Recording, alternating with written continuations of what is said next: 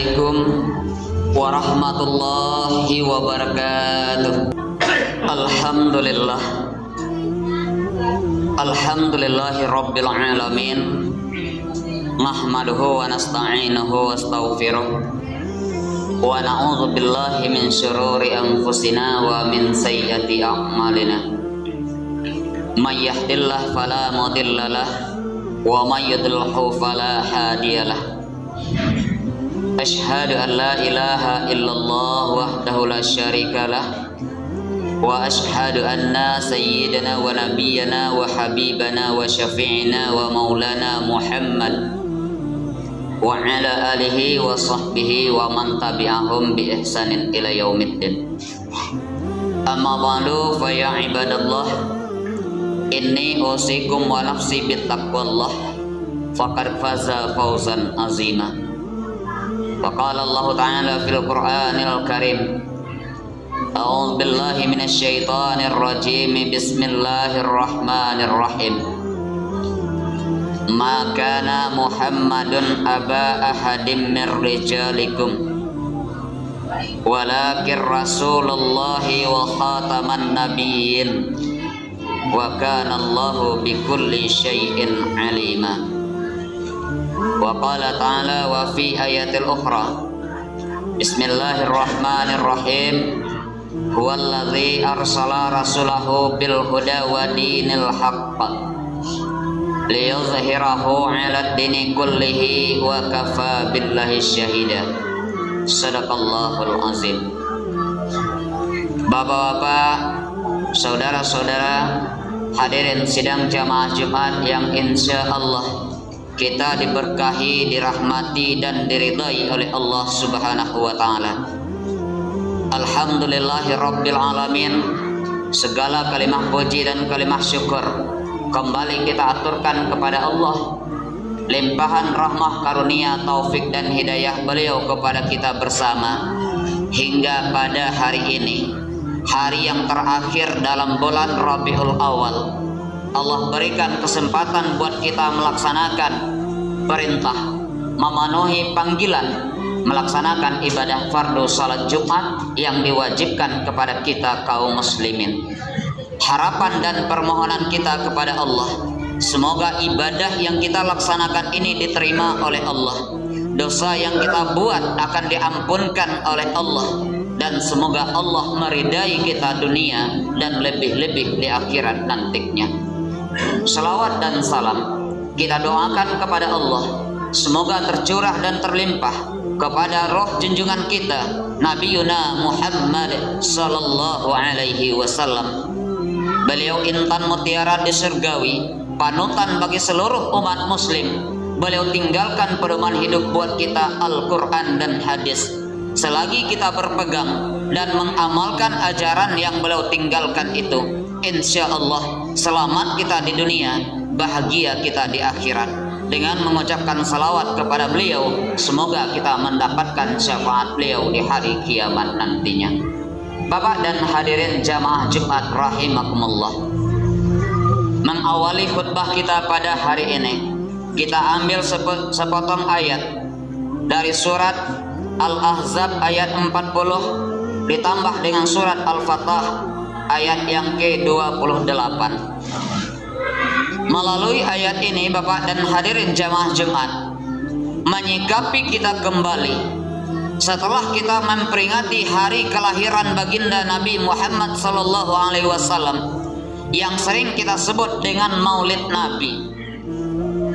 Dan untuk saat ini kita akan coba kupas kembali, sudah sejauh manakah kita mengamalkan dan mencontoh akhlak dari Nabi Muhammad sallallahu alaihi wasallam yang selama ini beliau kita agungkan, yang selama ini kita yakin, selama ini kita tahu bahwa laqad kana lakum fi rasulillahi uswatun hasanah. Ada pada diri Nabi Muhammad itu contoh tauladan yang pantas kita contoh dan pantas kita tauladani. Dan melalui ayat yang kita bacakan tadi, Pak, huwallazi arsala rasulahu bil huda wa dinil haq. Dianya Allah mengutus utusannya wa bil huda, dengan hidayah, dengan membawa petunjuk, dengan membawa kebenaran yang nyata, wa bayyinati minal huda wal furqan, memberikan kebenaran, memberikan pembeda agar kita jelas membedakan mana yang benar dan mana yang salah. Jadi kalau kita simak kembali, Nabi Muhammad SAW dikatakan oleh Allah membawa kebenaran. Apa yang benar itu? Al-haqqu mir rabbik. Kebenaran itu berasal dari Tuhanmu. Kebenaran yang macam apa yang dibawa oleh Rasulullah? Kebenaran agar manusia pada umumnya, umatnya pada khususnya, agar selamat dari tipu daya dunia dan selamat dari alam akhirat nantinya. Ini yang jelas kebenaran yang dibawa oleh Nabi. Hidayah yang dibawa oleh Nabi bisa menyelamatkan kita dunia, bisa menyelamatkan kita di akhirat. Bagaimana caranya Nabi menyelamatkan kita dunia dan akhirat? Nabi terangkan kepada kita semuanya Al-Quran. Nabi perjelas dengan hadis beliau agar manusia itu semuanya mengetahui mana yang benar dan mana yang salah. Lantas bagaimana usaha kita untuk mendapatkan kebahagiaan dunia dan mendapatkan kebahagiaan akhirat sebagaimana yang kita minta selama ini? Rabbana atina fid dunya hasanah wa fil akhirati hasanah wa qina adzabannar. Ini selalu kita minta ketika kita berdoa. Dan tujuan Nabi Muhammad agar menyelamatkan dunia dan akhirat. Jadi cara kita apa? Cara kita adalah ada 4 hal yang pantas kita laksanakan dalam kehidupan dunia ini untuk mendapatkan kebahagiaan dunia dan akhirat itu. Yang pertama, ikhlas dalam beramal. Kenapa demikian? Nah, Allah sampaikan melalui ayat beliau, wa ma umiru illa liya'budullaha mukhlishina lahuddin.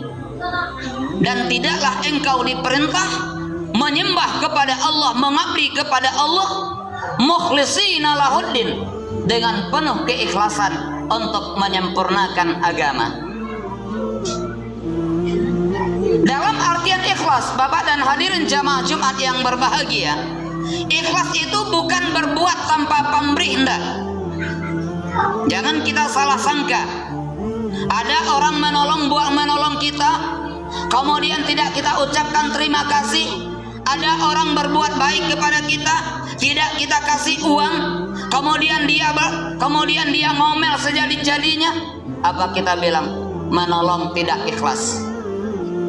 Ada orang ngasih petunjuk kepada kita, dia tidak terima kasih sama kita, kita ngomel. Berarti kita nolong tidak ikhlas. Bukan menolong yang tidak ikhlas, Pak. Tapi setiap pekerjaan ada imbalannya. Setiap amalan ada balasannya. Begitu juga dengan amalan kita terhadap Allah. Kita buat salat seperti ini, Pak, Allah beri imbalan pahala. Kita buat puasa, Pak, Allah beri imbalan pahala. Berarti setiap yang ikhlas itu bukan tanpa imbalan, bukan tanpa pamrih. Tapi sebenarnya apa yang dimaksud dengan imbalan tadi? Apa yang dimaksud dengan ikhlas tadi? Ikhlas itu adalah redanya kita menerima apa yang diberikan oleh Allah kepada kita. Redanya kita menerima berapa pemberian yang diberikan orang kepada kita dalam artian upah kita. Ini yang dimaksud dengan ikhlas, Pak. Artinya apa? Reda. Nah, kalau keredaan dari Allah yang kita harapkan, inilah yang paling utama, Pak. Bukan kita beribadah itu lantas cari pahala, tidak. Kita sholat Ngapain salat? Buat dapat pahala. Ngapain ke masjid? Cari pahala. Buat apa baca Quran? Agar banyak pahala. Buat apa ibadah ini itu segala macam? Agar banyak pahala. Untuk apa bagi kita pahala kalau Allah tidak reda kepada kita? Walaupun pahala segudang, walaupun pahala segunung, walaupun pahala seluas langit dan bumi, tanpa reda Allah, pahala itu tidak ada gunanya. Bahkan yang dipanggil oleh Allah untuk mendekat kepada beliau bukan orang yang banyak pahala. Bahkan yang dipanggil oleh Allah untuk kembali ke hadrat beliau bukan orang yang banyak pahala, tapi orang yang jiwanya tenang, kembalinya kepada Allah dengan reda dan diredai. Ya ayyatuhan nafsul mutmainnah, irji'i ila rabbiki radiyatan mardiyah. Wahai nafsu yang tenang, wahai nafsu yang terkendali, irji'i ila rabbiki, kembalilah kepada Tuhanmu, radiyatan mardiyah, dengan reda dan diredai. Ini yang diminta, bukan dengan darajatan wa darajatan, tidak. Dengan pahala dan diberi pahala, bukan itu yang diminta. Dengan pangkat yang ditinggikan, tidak. Dengan jabatan yang ditinggikan, tidak. Tapi dengan reda Allah. Hebat kita dengan ilmu, tanpa reda Allah tidak ada gunanya. Hebat kita dalam beramal beribadah, banyak pahala ini itu segala macam, tanpa reda Allah tidak ada gunanya. Jadi dengan tujuan kita melaksanakan ibadah itu dengan penuh keikhlasan, mengharap reda, bukan mengharap pahala. Dimanapun kita ditempatkan oleh Allah, asalkan reda Allah beserta kita, walaupun dalam neraka sekalipun, kalau Allah reda, neraka ibarat surga buat kita. Bapak dan hadirin jamaah Jumat yang berbahagia, ini yang pertama untuk mencari reda Allah. Yang kedua, agar kita dapat reda Allah ini caranya apa? Bersyukur. Selama ini banyak kita yang pandai bersyukur. Selama ini banyak orang yang tidak bisa bersyukur. Berapa sering kita baca ayat dalam Al-Quran, qalilam ma tashkurun, amat sedikitlah manusia itu yang bersyukur. Berarti melalui ayat yang demi ayat tadi, Pak, kalau Allah sampaikan bahwa qalilam ma tashkurun, amat sedikit manusia yang bersyukur, yang berterima kasih, berarti dari sekian banyak umat manusia yang hidup di atas bumi, kebanyakan mereka tidak bisa bersyukur. Hanya sedikit, kata Allah. Jadi harapan kita apa? Masuk ke dalam golongan orang yang sedikit tadi, masuk ke dalam golongan orang yang bersyukur. Bersyukur itu bukan hanya sekedar mengucapkan alhamdulillah, tidak. Bersyukur itu hanya bukan dengan zikir lisan, tidak. Tapi perlu bukti yang nyata. Bersyukur kita dengan kesehatan yang Allah berikan kepada kita, mencontoh kita kepada akhlaknya Nabi Muhammad SAW, bahwa Nabi Muhammad dalam berhubungan dengan Allah, beliau tidak pernah sholat wajib kalau tidak di masjid. Ini yang pertama. Beliau tidak pernah sholat wajib kalau bukan di masjid. Yang kedua, beliau boleh dikatakan tidak pernah sholat kalau tidak di awal waktu. Ini artinya apa? Walaupun Nabi Muhammad seorang Rasul Allah, beliau menjadi uswatun hasanah bagi kita. Kita akan bertanya kepada diri kita, 5 waktu salat dalam sehari semalam, di saat kesehatan masih ada, di saat bacaan kita masih fasih, di saat masjid kita perbaiki, di saat musola kita perindah. Bertanya kita kepada nurani kita, berapa kali kita bisa hadir ke masjid yang dalam 5 waktu itu? Ini kita yang tahu, Pak.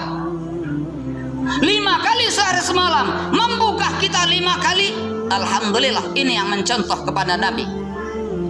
5 kali sehari semalam, kita hanya mampu 3 kali, berarti kita belum sempurna mencontoh akhlak Nabi dalam beribadah, dalam mendekatkan diri kepada Allah. Jadi oleh sebab itu Nabi Muhammad, walaupun kita tidak bisa salat di masjid tepat pada waktunya, kita tidak bisa ke musala, tidak usah, karena tujuan kita ke masjid hanyalah berjamaah, Pak, mencari nilai lebih. Tapi yang keduanya apa? Nabi Muhammad tidak pernah salat kalau tidak tepat pada waktunya. Ini artinya apa? Salat Nabi Muhammad selalu tepat pada waktunya. Andaikan kita tidak sempat ke masjid, andaikan kita tidak sempat ke musala, bisakah kita tepat pada waktunya salat? Apakah di rumah, apakah di kedai, apakah di toko, atau di warung, dimanapun tempat ibadah kita bisa salat tepat pada waktunya. Ini yang diusahakan sebagai umat Nabi Muhammad. Ini akhlak. Dan bukti kita bersyukur, Allah jadikan dari sekian banyak manusia. Gunanya apa? Li ta'arafu. Ya ayyuhan nas, inna khalaqnakum min dzakarin wa untha wa ja'alnakum syu'uban wa qabaila li ta'arafu. Hai semua manusia, aku ciptakan engkau laki-laki dan perempuan. Aku jadikan bersuku dan berbangsa. Gunanya apa? Untuk saling mengenal, asih dan asuh, untuk saling memperbaiki hubungan antar sesama manusia. Hablum minan nas, yang pantas kita jaga. Nabi Muhammad dalam menjaga hubungan dengan manusia, jangankan dengan kawan, Pak, jangankan dengan kawan, dengan lawan pun tidak bisa kita mencontoh. Jangankan dengan lawan, dengan kawan pun kita belum sempurna untuk mencontohnya. Nabi Muhammad pernah dihina orang, pernah dilempari, pernah diludahi, pernah diperangi, tapi beliau tidak pernah menyimpan rasa dendam sedikit pun. Beda dengan kita umat manusia, beda dengan kita umat muslim yang menyatakan diri kita Muhammad contoh tauladan kita, tapi rasa dendam masih ada di dalam hati kita. Rasa sakit hati masih ada di dalam hati kita. Diludahi orang, dilempari orang dengan batu, diperangi orang, dihina orang, dicaci maki orang, dikatakan orang gila. Apa kata Rasulullah? Allahumma hdi wa qaumi fa innahum la ya'lamun. Wahai ya Allah, tunjukilah aku dan tunjukilah kaumku, karena dia tidak mengetahui.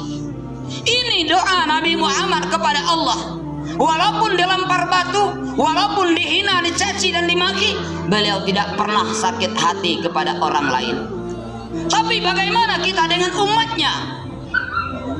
Terkadang kita satu jabatan pun, terkadang kita satu organisasi pun, masih ada yang bersakitan hati, masih ada yang centang peranang, masih ada yang tidak bertegur sapa. Apakah kita umat Muhammad? Apakah kita bukti kita membesarkan Allah? Bersyukur kita bertemu, bersyukur kita satu dalam organisasi, bersyukur kita dalam satu tempat. Kenapa masih ada kebohongan? Kenapa masih ada pertikaian di antara kita? Bukan saling asih dan asuh. Terkadang pengurus yang ini menyakiti pengurus yang ini, menjelekkan, menjatuhkan pengurus yang ini, dan lain segala macam. Ini bukan umat Muhammad. Mereka bukan umat Muhammad kalau masih ada bersakitan hati, masih ada mengorek-ngorek aib kesalahan orang lain. Ini bukan umat Nabi Muhammad. Jadi oleh sebab itu, sebagai umat Nabi Muhammad yang benar-benar, mari kita ciptakan rasa syukur dalam hati kita bahwa kita Allah pertemukan dalam manusia sesama manusia. Allah pertemukan kita dengan sejarah Nabi Muhammad agar kita bahagia di akhirat nantinya. Yang terakhir, sebagai umat Nabi Muhammad yang akan mencontoh beliau, kita harus menguatkan rasa sabar. Kesabaran ini memang teramat berat. Allah sudah nyatakan, wasta'inu bis sabri was salah wa innaha lakabiratun illa 'alal khashi'in. minta tolonglah kamu kepada Allah dengan sabar dan salat. Wa innaha lakabirah, sesungguhnya sabar dan salat itu berat, kata Nabi. Jadi yang berat itu bukan memikul beban yang sekian kilo, enggak. Tapi yang paling berat itu apa? Kesabaran dan salat, ini yang diperintah. Kenapa sabar itu berat? Bukti saja Bapak dan hadirin jamaah yang berbahagia.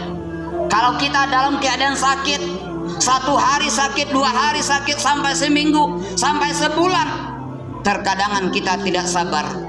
Daripada seperti ini, sakit berkepanjangan, sudah beli obat tidak kunjung sembuh, sudah berobat ke tabib tradisional pun tidak, ke dokter modern pun tidak, lah diperiksa secara ini tidak. Kalau memang tidak bakalan kunjung sembuh, lebih baik saya mati. Ini tidak ada sabar.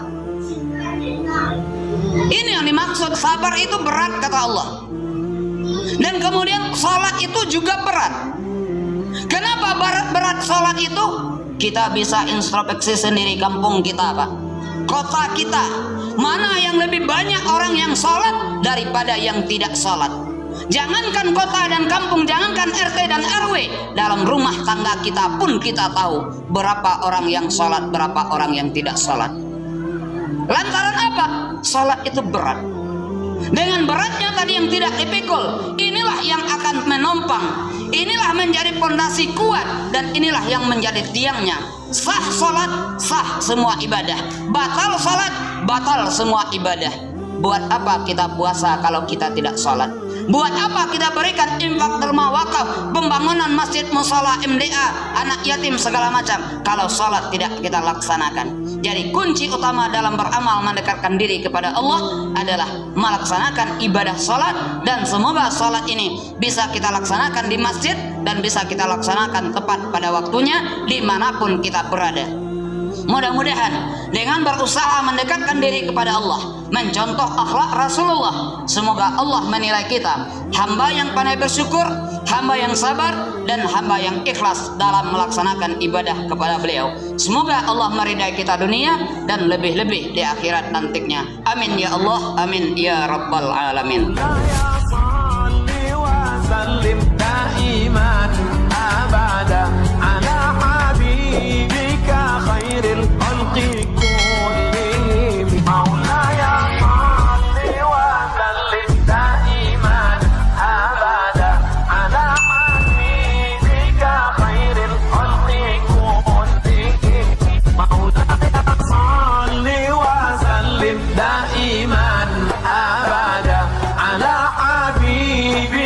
خير الخلق كن